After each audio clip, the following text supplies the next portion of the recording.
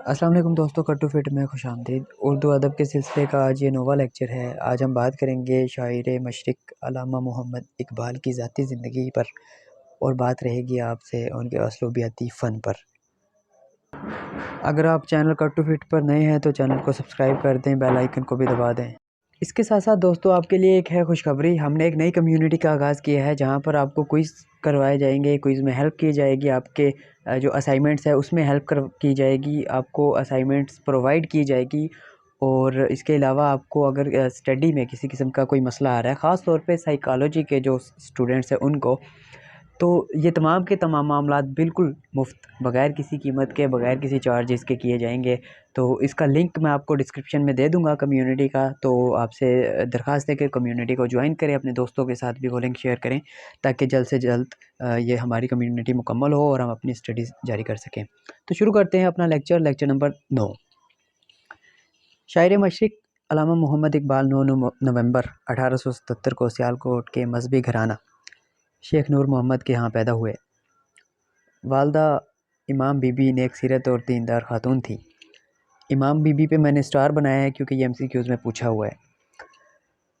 مولوی میر حسن کی سرپرستی میں شعر و سخن کا آغاز کیا، جو کہ گلدستہ زبان میں چھپنے لگا۔ گلدستہ زبان یہ رسالے کا نام ہے، اس میں چھپنے لگا تھا۔ جن پہ اسٹار میں نے بنایا ہے یہ MCQs میں پوچھے گئے ہیں۔ لاہور سے BA اور MA کیا اور پنجاب یونیورسٹی میں ملازمت اختیار کی۔ کچھ عرصہ کے بعد یہ ملازمت چھوڑ دی اور انگلستان چلے گئے، وہاں سے بار ایٹ لا کیا، جرمنی سے PhD کیا اور واپسی پر عملی زندگی کا آغاز کیا ایک بیرسٹر بن کر۔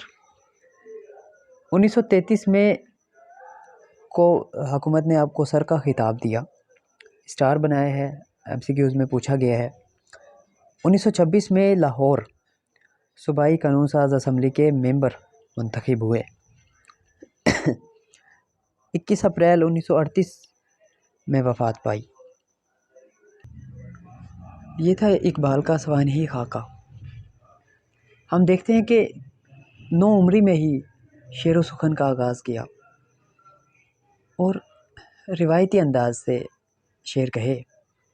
دراصل اقبال خود مانتے ہیں کہ اردو کی شاعر پر داغ دہلوی کا اثر ہے، اور وہ اردو ادب میں ایک مقام رکھتے ہیں۔ داغ دہلوی ایک عظیم شاعر ہیں، اور ان کے جو یہ مقام ہے اس کی وجہ وہ روایتی انداز ہی ہے۔ اسی وجہ سے اقبال نے بھی جو اپنی ابتدائی شاعری تھی اس میں روایتی انداز اپنایا۔ ہم دیکھتے ہیں کہ اقبال نے MA کرنے کے بعد کچھ عرصہ ملازمت بھی اختیار کی، مگر اقبال حدود و قیود کی حدودوں سے بالاتر ہو کر کائنات کو تسخیر کرنا چاہتے تھے۔ پھر انہوں نے انگلستان کا سفر کیا، جرمنی کا سفر کیا اور PhD کی۔ اس کے بعد بیرسٹر بن کر ملک میں آئے۔ تو یہ کچھ ان کا سوانحی خاکہ تھا۔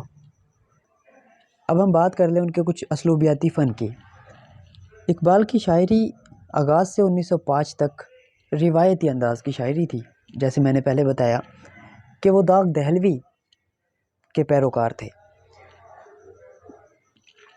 تو روایتی انداز میں انہوں نے شاعری کی 1905 تک۔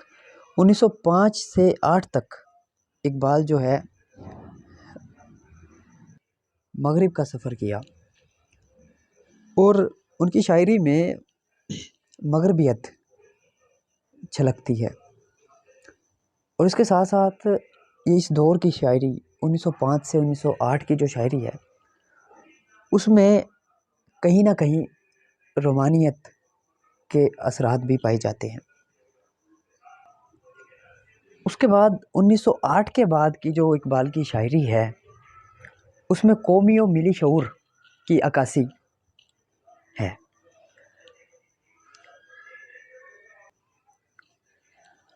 فنی اعتبار سے اگر میں بات کروں تو شگفتہ سادگی، مطلب کسی حد تک ان کے شعر جو انہوں نے اردو میں کہے ہیں وہ انتہائی سادہ ہوتے تھے، آسانی سے سمجھ آ جاتے تھے۔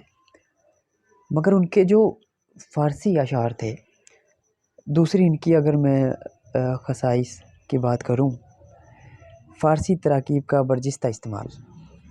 برجستہ استعمال کا مطلب یہ ہوتا ہے کہ برمحل استعمال، موقع پر استعمال، ٹھیک ہے۔ تو ان کی اشعار میں، ان کی شاعری میں ہمیں فارسی تراکیب کا استعمال نظر آتا ہے۔ اس کے علاوہ ان کا جو لہجہ تھا، متنوع لہجہ، اور برمحل نادر تشبیہات و استعارات۔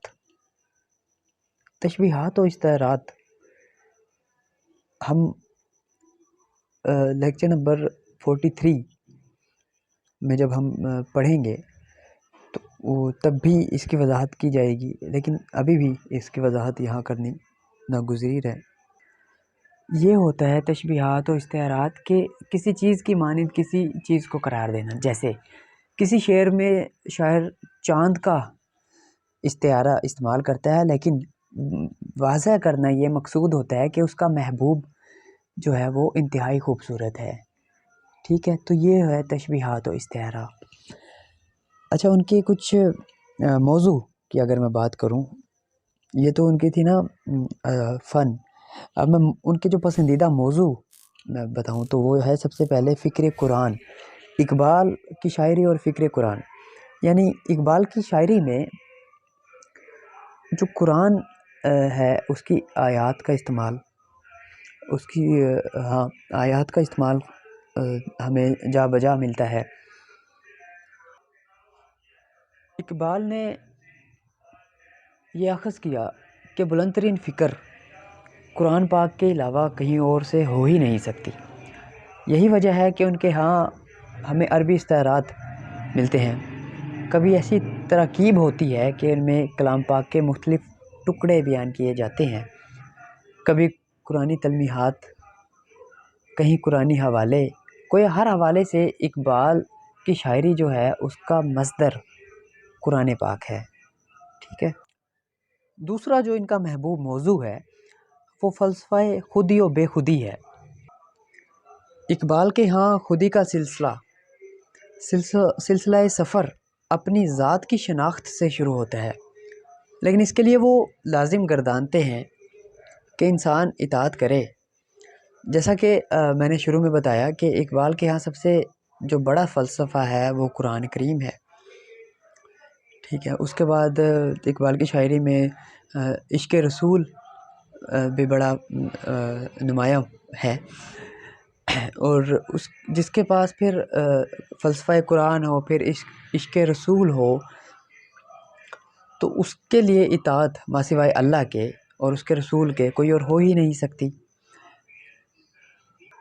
اس کے علاوہ ان کے جو دیگر موضوعات ہیں اس میں تصور عقل و عشق ہے، فلسفہ مرد کامل ہے، تصور ملت ان کے نمائندہ موضوعات ہیں۔ MCQs کے حوالے سے اقبال کی پہلی کتاب بانگ درا ہے اور ارتقائی سفر پر ہے۔ اردو ادب میں رومانوی تحریک 1901 سے شروع ہوئی۔ نذیر اکبر آبادی کو پہلا عوامی شاعر مانا جاتا ہے۔ فکر اقبال خلیفہ عبدالحکیم نے لکھی، نظم ذوق و شوق اقبال نے لکھی، مثنوی اسرار خودی اقبال نے لکھی، اور اس کے 3 حصے ہیں۔ پہلے 2 مرحلے کو مرحلے کہتے ہیں اور تیسرے جو مرحلہ ہے اس کو مسند کہہ سکتے ہیں۔ تو یہ تھا جناب لیکچر نمبر 9۔ اگر یہ ویڈیو آپ کو پسند آئی ہے تو لائک کریں، چینل کو سبسکرائب کریں اور ہماری کمیونٹی جوائن کریں۔ ملتے ہیں اگلی ویڈیو میں، تب تک اللہ حافظ۔